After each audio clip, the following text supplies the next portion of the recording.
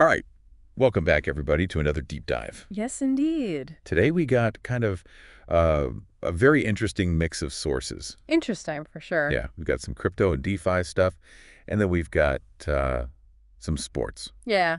Unlikely pairing, but It's going to be fun. there's always some through lines. There are always some through lines. Yeah, you start to see things if you look for them. Absolutely. So yeah, first up, Solana has been kind of in the spotlight. Yeah, they've had some interesting press recently. And I think what's interesting about this is that it kind of seems like they maybe tried to do something good, but it really backfired. I think you hit the nail on the head there. The advertisement that we saw from them was clearly meant to, I guess, inspire confidence in the platform and get more users and investors. Right. But it was maybe a little too much hype and not enough substance, and I think that's why it backfired. Yeah, and that seems to be kind of a theme, I guess, in crypto, where it's Yeah. like there's got to be this really fine line Right. between, you know, obviously you're trying to get people excited Right. about the project and be optimistic, but there's also, like you said, you can't oversell it. Yeah, you need to strike a balance. And I think for a lot of these newer projects that are really trying to build trust with a larger audience, Right.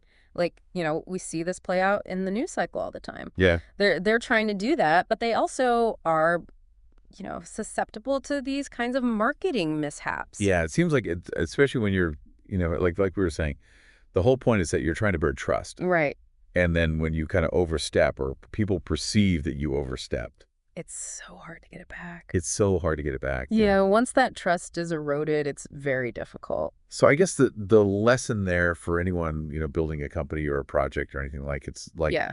under promise, over deliver kind of a thing. Yeah. I think transparency is always the best policy. Totally. And then when you have that misstep, just owning it Yeah. right away and being honest about it, I think can go a long way. Yeah. I think that's really good advice.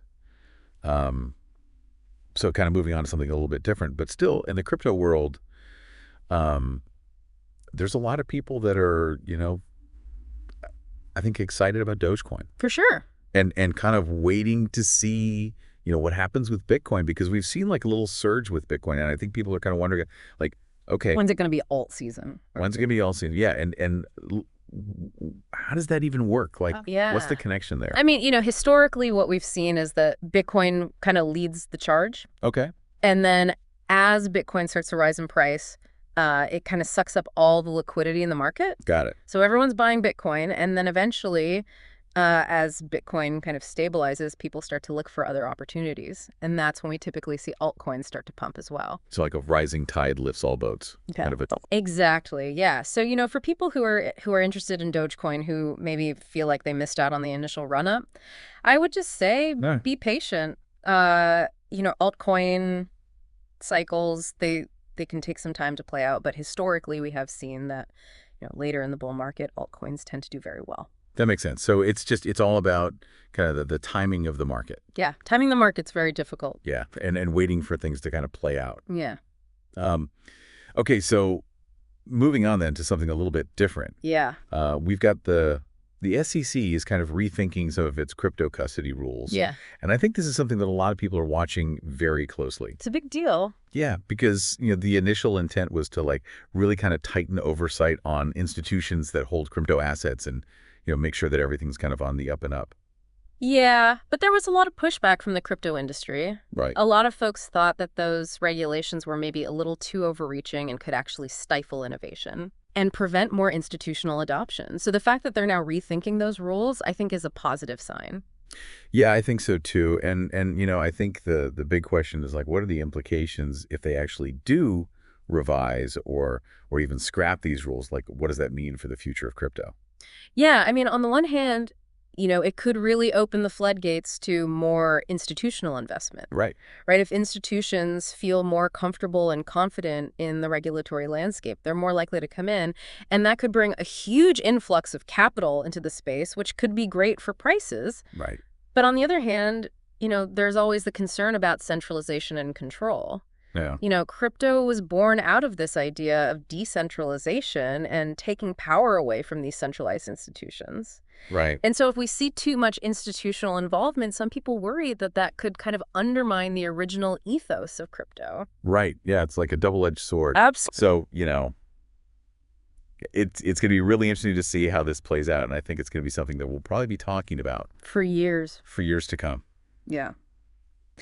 Um, okay, so let's shift gears a little bit now and talk about some fun stuff in the world of sports. Yeah, absolutely. I thought it was really cool to see that Chelsea Gray hit that amazing buzzer beater in the Unrivaled Basketball League. I mean, what a shot, right? I mean, talk about clutch, and, not only did she win the championship for her team, but also, like, each player got a $50,000 bonus, That's amazing. which is huge. It is huge. Yeah. Especially for, I mean, I think this speaks to a broader trend that we're seeing with independent sports leagues kind of gaining more traction. I think that's exactly right. And I think it's partly driven by athletes themselves who are looking for alternative paths Right. outside of these established organizations like the WNBA or the NBA. Right. They want more control over their careers. They want more ownership, and they want to be able to, reap the rewards of their success. Yeah. Totally. And I think that's, it's a really empowering thing for athletes to be able to say, like, you know what? I don't need to go through this traditional system. Right. I can forge my own path. And, I think it also creates more opportunities for fans. Right. Because now you have more leagues to follow more games, to watch more athletes to root for. It's like expanding the whole pie. Exactly. Which is awesome. Yeah. I think that the challenge for these independent leagues, though, is going to be attracting, that top tier talent consistently. Right. And also getting those lucrative broadcasting deals. Yeah, that's the big hurdle, right? You Yeah. need that exposure. You need that viewership in order to make it sustainable. For sure. Mm-hmm. But I'm really curious to see how this kind of evolves over time, and I'm hopeful that these independent leagues can carve out their own space and really thrive. Me too. I think it's a really exciting development. Okay, so last but not least, we got to talk about Messi. The joke. I mean, the guy is just incredible, and he's got these World Cup qualifying matches coming up for Argentina. Yeah, big games. Huge games, and it's especially, I think, significant because he's kind of in the the twilight of his career. It's amazing how he's been able to maintain this level of play for so long. It is. Yeah. And, I was thinking about it the other day, and I was like, it's almost like every match that he plays now is like adding another layer To the legend. to the legend. Yeah, it's Yeah. like we're watching history unfold. And it's inspiring to see that level of dedication and talent. For sure. Well, I think this has been a really fascinating deep dive. Yeah, a lot of interesting stuff. We've gone from the world of crypto to the world of sports, and I think we've seen some really interesting parallels. Definitely. This whole idea of like new models, emerging power dynamics shifting, Yeah. just this constant push for innovation and disruption. Yeah, it's like both of these worlds are kind of in this state of flux right now. Totally.